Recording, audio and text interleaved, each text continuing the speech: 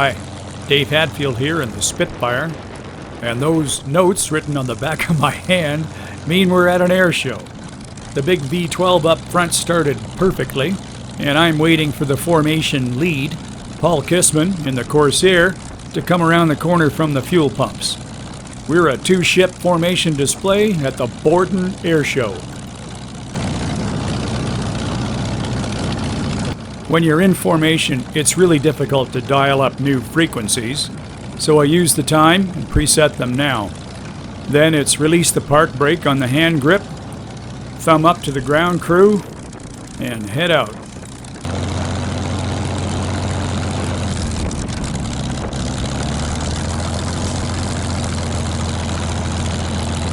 Hey, look, a Corsair. Let's follow him.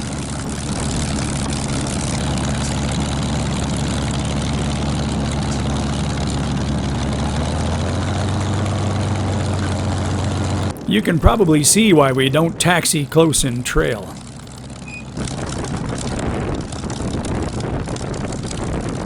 We're staging out of Lake Simcoe Regional Airport because there are no longer any runways at Borden.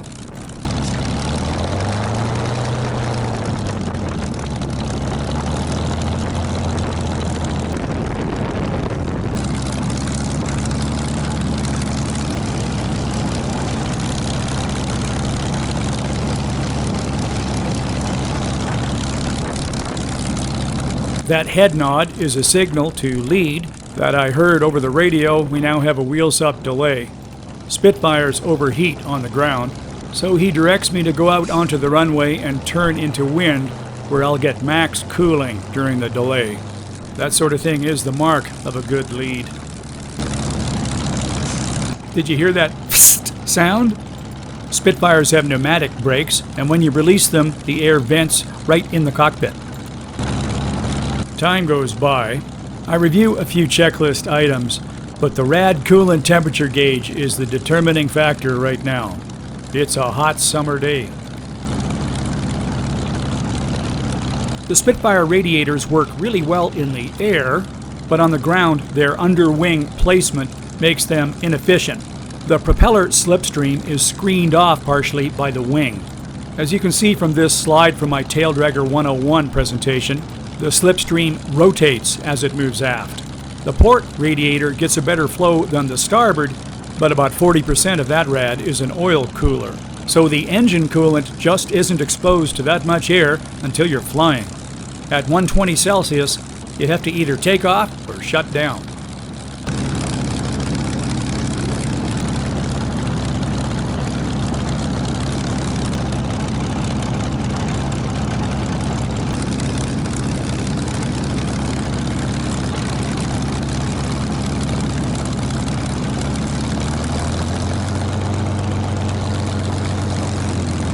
This low idle RPM feels very uncomfortable.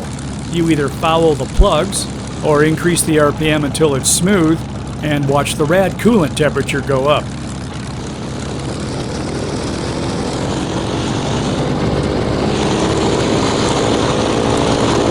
Well, that noise is the R2800 in the Corsair running up, so that means we're going. But I keep the Spitfire run up as short as possible.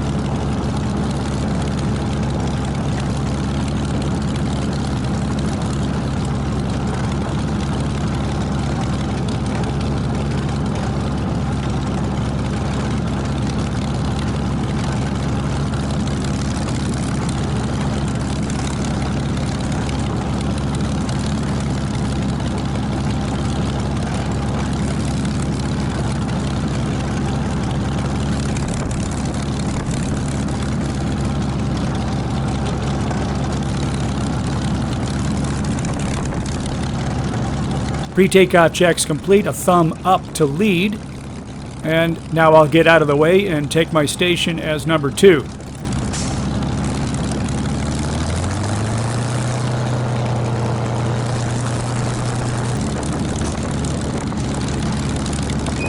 That squeak is nothing serious. It's just one of the rudder push rods goes through a felt bushing and makes a noise.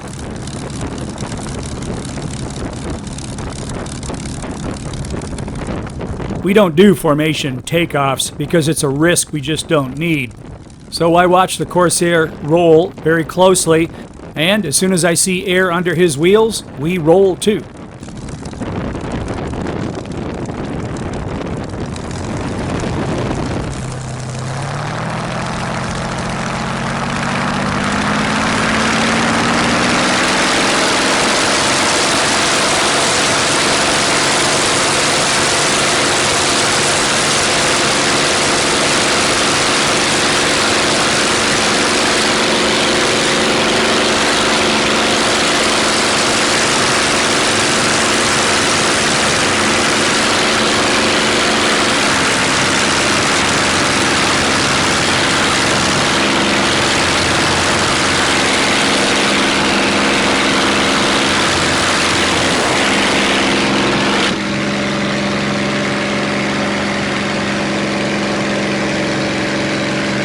A lot of things are happening in that takeoff, so let's roll it one more time with voiceover. Stick hard back, get straight, power up smooth and steady, right rudder and right aileron. Target about 6 pounds of boost. Count 3 Mississippis. Let the tail come up about 6 inches and it flies off. Squeeze the brakes. Gear lever back, pause, up and release. Retrim if you want to, but trim pressures are light in a Spitfire. Throttle back to 4 pounds and RPM back to 2650.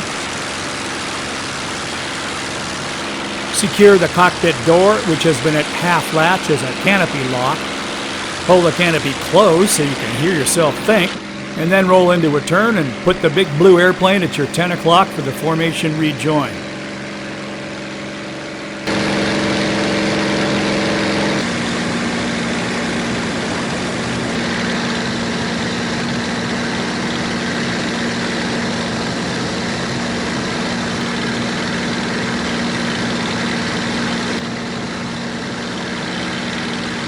Well, there's no hold today because we took the delay on the ground. The air boss, Whitey, says the airspace is ours, so lead signals me to take left echelon for the run-in for the first pass.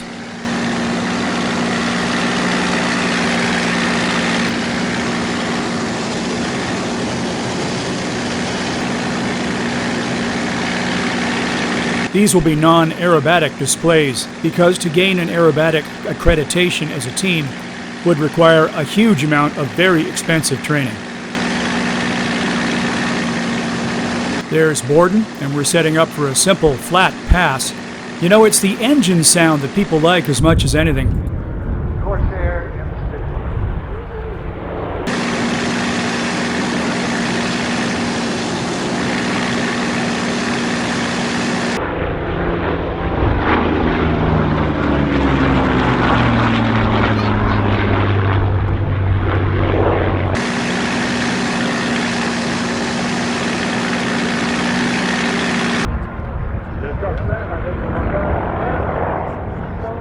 Now we're circling left for a bottom side pass. It's interesting flying formation on the Corsair with its bent wing. The odd angles can fool your eye, but at least the Spitfire has a clear canopy and not a birdcage type like the P-40 or the Hurricane with framing at an angle that never lines up.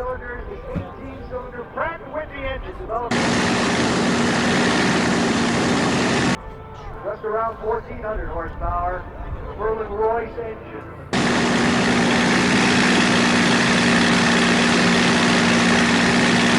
Round of the Corsair.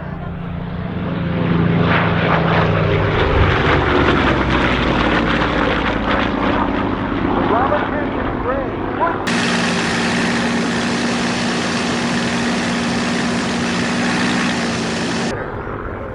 For great valor in leading an attack on a Japanese destroyer.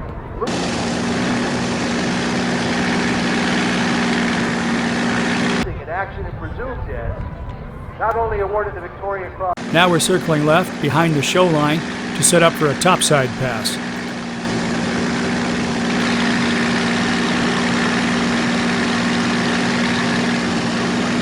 I should mention that the helmet camera I'm using is slightly wide angle. Objects are closer than they appear.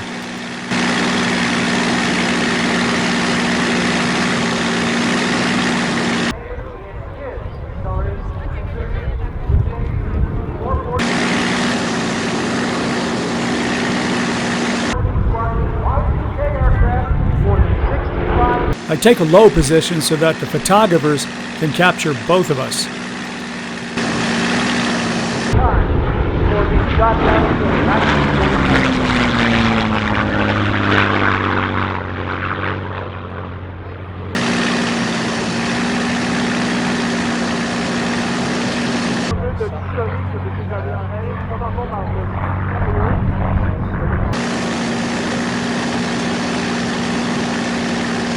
Did you see Paul's hand signal? That's my cue.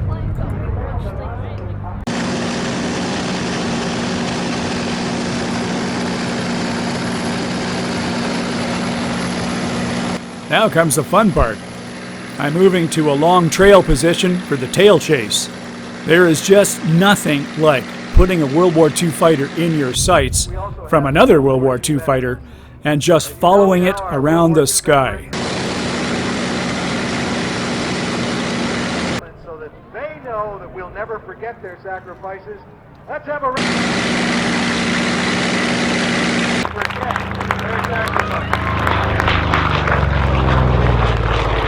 Corsair and the Spitfire. That burble is the Corsair's wake turbulence. I should be either lower or higher.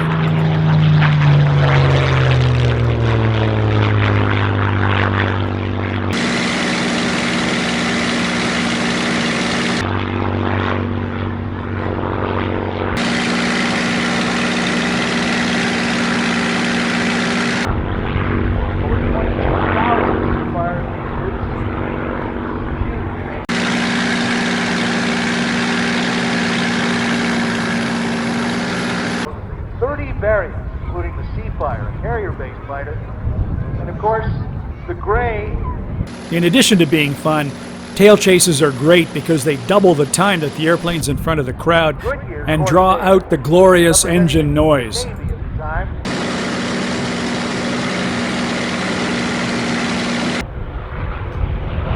watching, listening.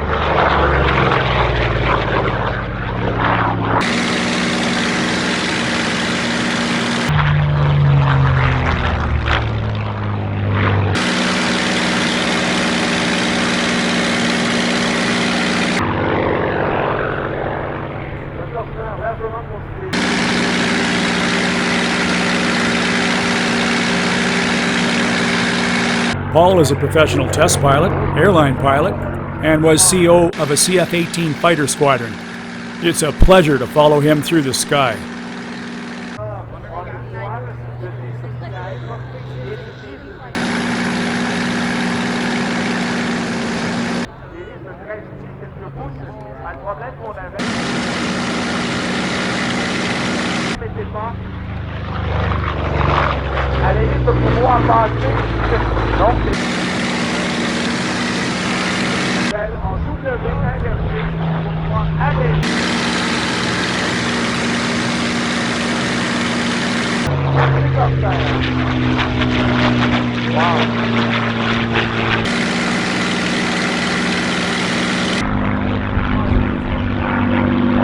Both these aircraft are owned by Mr. Michael Potter of Ottawa, a pilot, collector, and magnificent supporter of Canada's aviation heritage, and they're flown in association with Vintage Wings of Canada, a charitable foundation run by a wonderful corps of volunteers.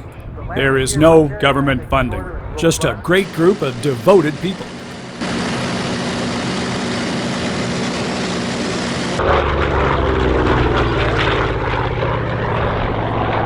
Operated by the Fleet Air Arm of the Royal Navy.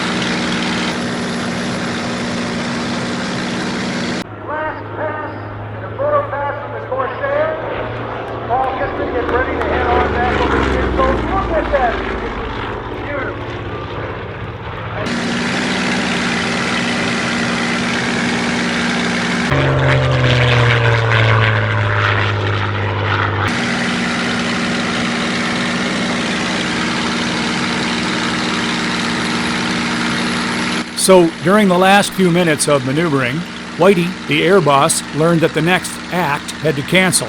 So he asked me if I'd fill in the Spitfire. I'd already had a solo display submitted and approved in case the Corsair had been delayed by maintenance actions. So I said, sure. And the Corsair held off while I attacked the airfield.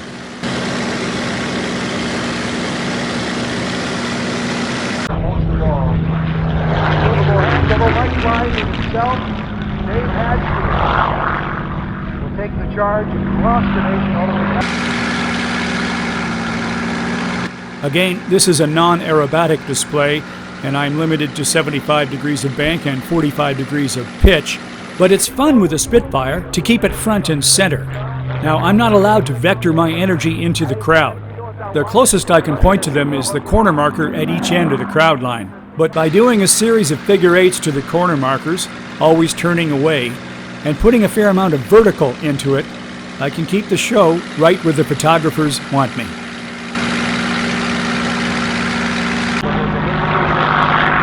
Very unique profile.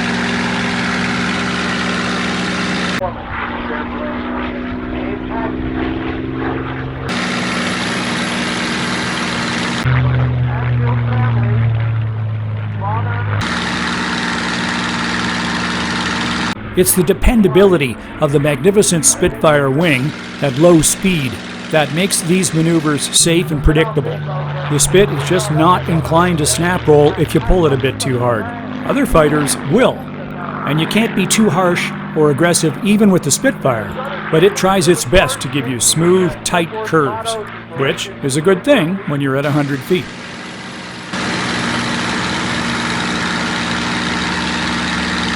It's an honor to be doing this at Camp Borden, which is the birthplace of Canadian military aviation. It's kind of funny, the World War II runways are gone now, and the place looks kind of like it did in 1917. Big, open, grass field, and the hangars, just behind the crowd, are the ones that were built for World War I, still standing.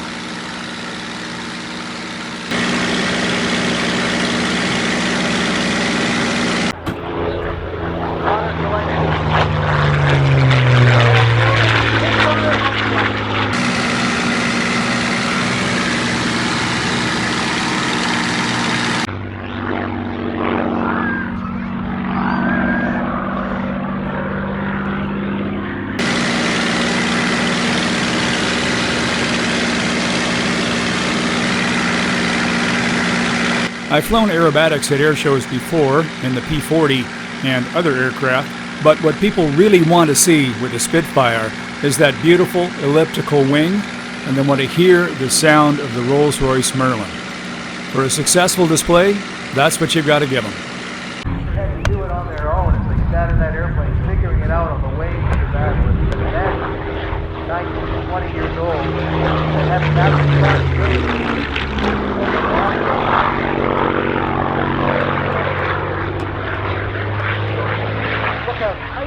Oui, des grandes inclinaisons, on va aller ça.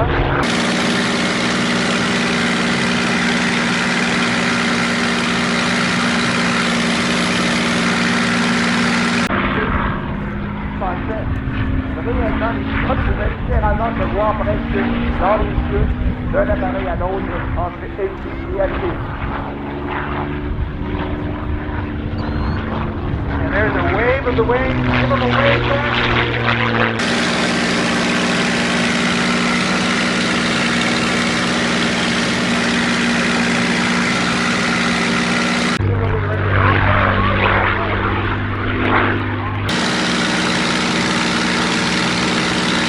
Okay, time to come down off the adrenaline. Take stock by checking the fuel and the engine temperatures and pressures, switch frequencies, call lead, and figure out a rejoin with the big blue airplane. As it turns out, Paul's been keeping track very closely and arranged his own holding pattern so the rejoin happens quickly. Again, he's a pro at this.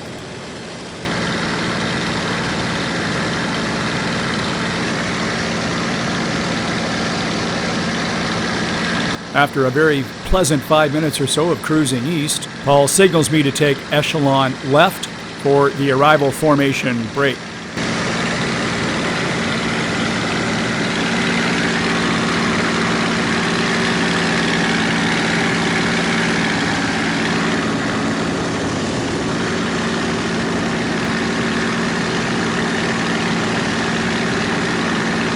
It's such a privilege to have a view and an experience like this.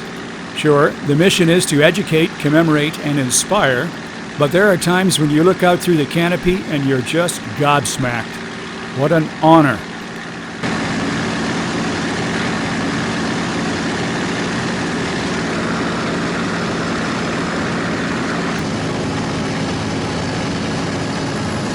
Forward, left, back smartly, and release.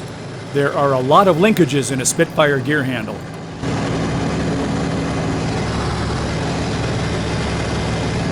And with the flaps, it's one switch, it's all or nothing, no modulation, and no gauge.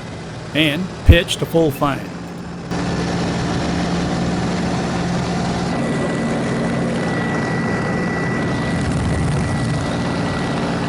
The little door in the wing is a mechanical indicator of the flaps being fully down. We want the canopy locked open for landing in case there was an upset. So in a Spitfire, you lock the door in a half-latched position.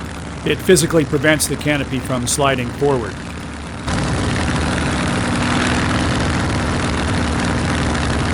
I'm flying a curving approach and keeping an eye on the F-18 in the turning bay.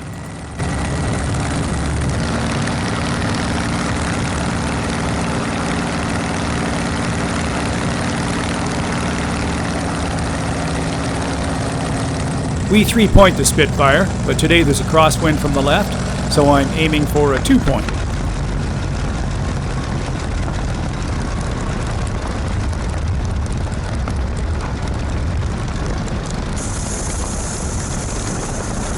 The narrow landing gear in a Spitfire is not the problem that you read about in some books.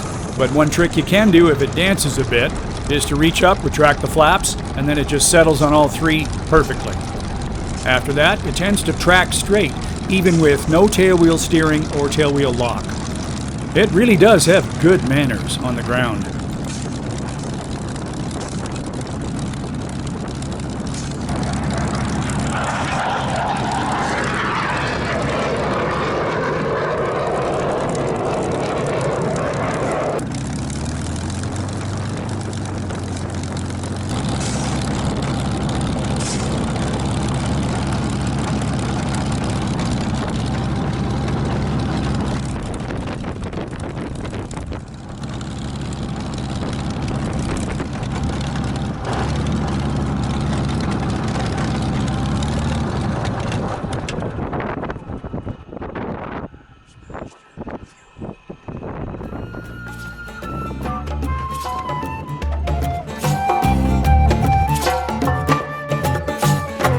I don't say it's easy, it was no piece of cake, but I'm snug and warm in this sweet cocoon, hoping that the branch don't break.